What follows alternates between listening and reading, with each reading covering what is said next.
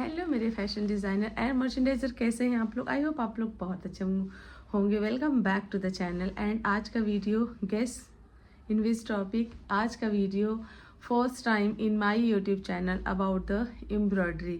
So this is the requested video once again. And इसकी भी request आई है कि मैम प्लीज़ आप एम्ब्रॉयडरी के बारे में कुछ बताइए एंड उसके टॉपिक के ऊपर एक वीडियो बनाइए। तो ये जब आया था कमेंट, तो इसको जस्ट मैंने एट द सेम टाइम मैंने उसका स्क्रीनशॉट लिया एंड उसको मैंने रख लिया सेव करके कि नहीं यार, इस टॉपिक को मुझे कवर करना है और इस टॉपिक पे मुझे बताना है अबाउट द एम्ब्रॉयडरी कि हमारी जो गारमेंट की एक्सपोर्ट इंडस्ट्री होती है, इसमें जब बाहर के हमारे पास जब डिज़ाइंस आते हैं तो उसमें किस तरीके की एम्ब्रॉयडरी वो लोग लेते हैं।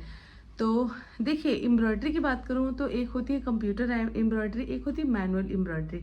हम एम्ब्लिसमेंट की बात नहीं कर रहे हैं, जैसे बीड वर्क वगैरह की हम बात नहीं कर रहे हैं, हम सिर्फ एम्ब्रॉयडरी की बात करें which is computer embroidery and manual embroidery. Manually embroidery क्या होती है, वो हम लोग जैसे जैसे स्टिचेस, कंप्यूटर एम्ब्रॉयडरी की बात करूँ तो कंप्यूटर एम्ब्रॉयडरी के स्टिच में उसकी काउंटिंग होती है कि इस पर्टिकुलर एम्ब्रॉयडरी जो हमारे एक सैम्पल के अंदर कितना, जितनी एम्ब्रॉयडरी भी यूज हुई है उसकी कितने स्टिचेस लगे हैं, उसके अकॉर्डिंग वो लोग कॉस्ट भी करते हैं स्टिचेस के अकॉर्डिंग कि इस स्टाइल में इतने एम्ब्रॉयडरी लग रहे हैं पर पीस, तो उसकी कितने स्टिचेस लग रहे हैं पर पीस, उसके हिसाब से वो लोग आई थिंक अगर रेट की बात करूँ, मैं कंफर्म नहीं हूँ तो मैं यहाँ पे मेंशन नहीं करूँगी, नहीं तो आप लोग कहोगे कि मैम पता तो है नहीं, तो आप लोग ऐसे क्यों। मुझे रेट इसकी एक्चुअली ध्यान नहीं आ रहा कि क्या लेते हैं वो लोग, अब तो काफ़ी बढ़ गया होगा।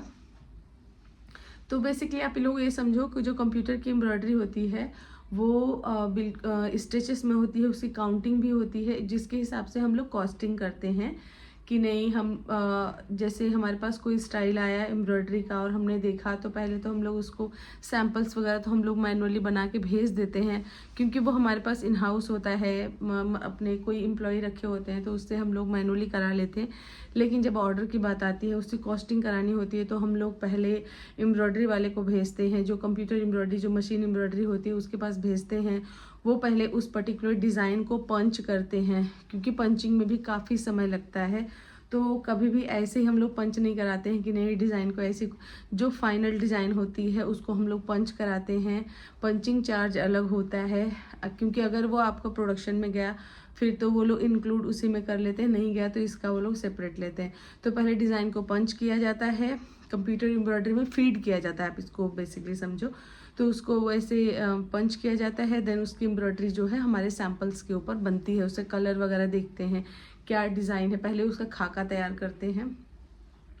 ठीक है, पहले जैसे हम लोग बोलते हैं खाका, पहले उसका खाका बनता है और फिर उसको पंच किया जाता है उसके डिज़ाइंस को, और फिर उसकी डिज़ाइंस बनती है। फिर वो हमारे पास सैम्पल्स लेके आते हैं कि मैम ये सैम्पल है देखो, तो अगर हम लोग को लगता है नहीं सेम है, कलर वगैरह सब कुछ सेम है, तो उसे गो हेड देते हैं। हम लोग बाहर से अप्रूवल लेते हैं, अपने इंटरनली अप्रूव्ड करना है तो अपने इंटरनली हम लोग अप्रूव्ड करते हैं। तो इस तरीके से कंप्यूटर एम्ब्रॉयडरी हम लोग कराते हैं, बल्क कराते हैं। और एम्ब्रॉयडरी सैम्पल्स बनने के बाद नहीं होती, हमेशा सैम्पल मतलब फैब्रिक में ही करवा के फिर सैम्पल स्टिच किया जाता है। ऐसा नहीं है कि पहले सैम्पल बन के फिर एम्ब्रॉयडरी होती है, ऐसा नहीं होता है। पहले हमारे फैब्रिक में ही एम्ब्रॉयडरी होती है। थान के थान हमारे जितने भी ऑर्डर होते हैं, थान की वजह की तरह कपड़े जिसे आते हैं थान में, तो वैसे ही हमारे बल्क फैब्रिक जाते हैं वहाँ पे, वो लोग उसका जो पैटर्न के हिसाब से मार्किंग करते हैं।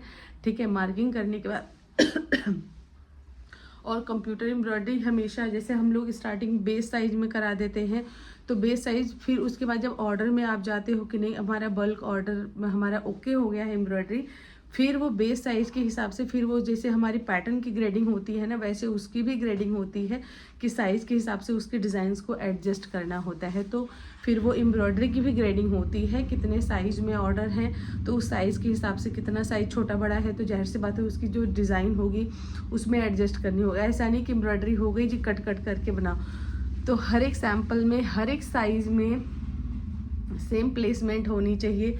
ये सारी चीज़ें ये हमारी मर्चेंडाइज़र भी ध्यान रखते हैं, और साथ के साथ ये जो हमारे कंप्यूटर डिज़ाइनर होते हैं जहाँ पे कंप्यूटर की एम्ब्रॉयडरी होती है वो लोग भी देखते हैं, बट वो लोग अक्सर मिस्टेक कर देते हैं। इसके लिए हम लोग को खुद ध्यान रखना होता है, ठीक है। तो जैसे हम लोग ग्रेडिंग करते हैं पैटर्न की, तो पूरा इसी तरीके से हमारा उसकी भी ग्रेडिंग होती है, एम्ब्रॉयडरी की भी। और हम लोग अक्सर क्या करते हैं, ओरिजिनल पैटर्न ग्रेडिंग का दे देते हैं, तो ओरिजिनल नहीं देना है, उसको एक कॉपी कराना है और उसका पैटर्न हमें देना होता है। चाहे तो हम लोग खाका भी बनवा के दे देते हैं, लेकिन जब हम लोग को हमारे पास कोई इन हाउस एम्ब्रॉयडरी वाला है तो नहीं है, तो हम लोग उसको पैटर्न की कॉपी देते हैं। देन वो अपने यहाँ पैटर्न के अकॉर्डिंग, साइज वाइज के अकॉर्डिंग वो उस डिज़ाइन को पंच करते हैं ग्रेडिंग करके, ठीक है। तो उसके बाद जब आता है हमारे एम्ब्रॉयडरी होने के बाद आता है वहाँ से सारी चीज़ें, जब कंप्यूटर एम्ब्रॉयडरी जहाँ भी होती है, अगर आपके यहाँ इन हाउस है तो आप अपने यहाँ करोगे, बाहर है तो बाहर हम लोग भेजते हैं, फैब्रिकेटर से करवाते हैं। वहाँ से आने के बाद साइज वाइज जैसे कटिंग होता है वैसे ही एम्ब्रॉयडरी की भी साइज वाइज कटिंग होती है, किस साइज़ का है, कितने पीस हैं, उसके अकॉर्डिंग कटिंग होती है। फिर जो हमारे जिस पार्ट में एम्ब्रॉयडरी नहीं है, जैसे होता है ना कि फ्रंट में एम्ब्रॉयडरी है, बैक में, स्लीव्स में नहीं है, तो उसके अकॉर्डिंग फिर हमारी जैसे जब कटिंग में जाता है स्टाइल, तो फिर प्रॉपर सेटअप के साथ, मतलब प्रॉपर सेट के साथ कटिंग होती है, फिर वो जाता है ऊपर, फिर ऊपर जाता है आपके प्रोडक्शन में आगे बढ़ने के लिए। तो इस तरीके से एम्ब्रॉयडरीज और एम्ब्रॉयडरी के बारे में और डिटेल में आप लोग को क्या जानना है, उसकी प्राइसिंग वगैरह, कॉस्टिंग। तो देखिए कॉस्टिंग जैसा कि मैंने पहले ही बता दिया कि उसकी जो कॉस्ट हम लोग लेते हैं, अपनी एम्ब्रॉयडरी वाले से पूछते हैं कि भाई इतने हमारे ऑर्डर क्वांटिटी है और ये वाला पर्टिकुलर डिज़ाइन है, तो इसका आप एक पीस में कितने स्टिच लग रहे हैं, उसका क्या चार्ज लोगे, ठीक है।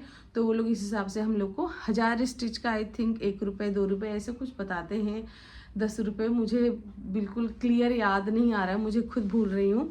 तो अगर आप लोग चाहोगे कि मैं इसका पूरा डिटेल वीडियो बनाऊं तो आप लोग मुझे प्लीज़ कमेंट करना। मेरा एक एम्ब्रॉयडरी वाला है, कंप्यूटर एम्ब्रॉयडरी, तो उसके यहाँ ज़रूर मैं विजिट करके जाऊंगी, दिखाऊंगी आप लोगों को कि कंप्यूटर एम्ब्रॉयडरी की मशीन वगैरह कैसी होती हैं, कैसे डिज़ाइन होती हैं, तो वहाँ पे भी मैं आप लोग के लिए जाऊँगी। तो आप लोग इसके लिए मुझे कमेंट ज़रूर करना। आई होप ये वीडियो आप लोग को हेल्प किया होगा। कुछ मुझे जितना समझ आया कि यार एम्ब्रॉयडरी के बारे में क्या बताऊँ, वो मैंने आप लोग को बताया। एंड अगर आप लोग सेटिस्फाइड नहीं हो तो प्लीज़ कमेंट करना, एंड मुझे आप लोग बताना कि मैम नहीं मुझे क्या डिटेल चाहिए थी, वो लोग आप लोग बताना, उसके बाद फिर मैं आप लोग को चीज़ें ज़रूर क्लियर करूँगी। आई होप ये वीडियो आपको हेल्प होगी एंड कुछ तो जाना होगा आपने एम्ब्रॉयडरी के बारे में। और वीडियो अच्छी लगी तो लाइक करना, शेयर करना, चैनल पे नए हो तो सब्सक्राइब ज़रूर करना, एंड आपका जो भी फीडबैक होगा उसके लिए कमेंट्स ज़रूर करना। Thank you so much, bye bye.